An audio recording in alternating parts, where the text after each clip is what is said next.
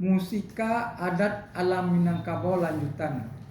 Jan kunyang karena kunyi, jan lama karena santan. Pepatah orang Minang mengatakan seperti itu. Di dalam adat tentang mendirikan saku, kita temui pepatah kata pusako yang berbunyi nan batungguah kabab panabangan. Pepatah ini walaupun sederhana namun mengandung kiasan yang punya arti yang dalam. Niniak mama yang mempunyai wewenang dalam menangani masalah ialah tersebut haruslah berperasaan, maksudnya bukan berpesan, haruslah berperasaan dan berhati jeli dan penuh kehati-hatian. Tentang pepatah yaitu kayu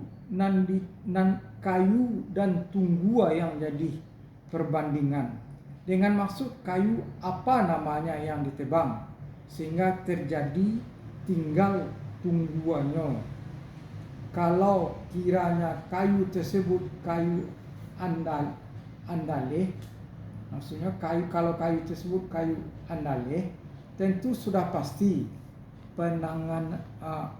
penabangannya andaleh. Begitu selanjutnya kayu surian, tentu penabangannya surian. Sekali-kali jangan ditemui dalam pelaksanaannya tungguh andaleh tapi penabangnya bukan andaleh, maka hukum yang demikian adalah tidak benar. Niniak mama di sanagari barangkali perlu meneliti ulang tentang patah petitih yang pada umumnya mengandung kiasan yang tidak mungkin diartikan sesuai dengan pendapat akal saja tanpa dihalusi dengan raso jopaiso. Menurut adat kita, kehilangan kepercayaan dari masyarakat terhadap kedangkalannya dalam menghayati dan mengamalkan ajaran adat, begitupun hukum adat Minangkabau, sehingga dalam penerapannya dalam kehidupan sehari-hari bertentangan dengan makna adat itu sendiri.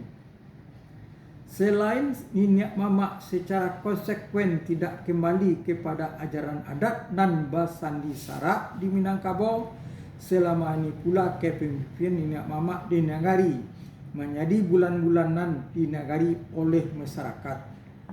Oke, Pak.